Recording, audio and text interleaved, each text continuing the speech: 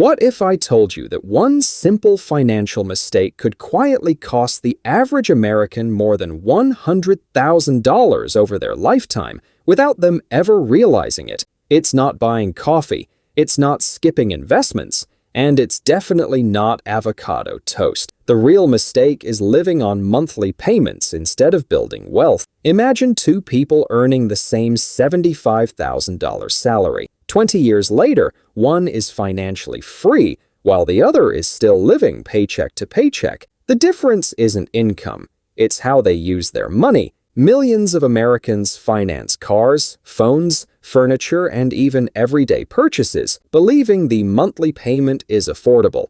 But those small payments slowly drain hundreds of dollars every month that could have been invested and compounded into real wealth. Instead, that money goes straight to banks through interest. Wealthy people don't ask, "Can I afford this monthly payment?"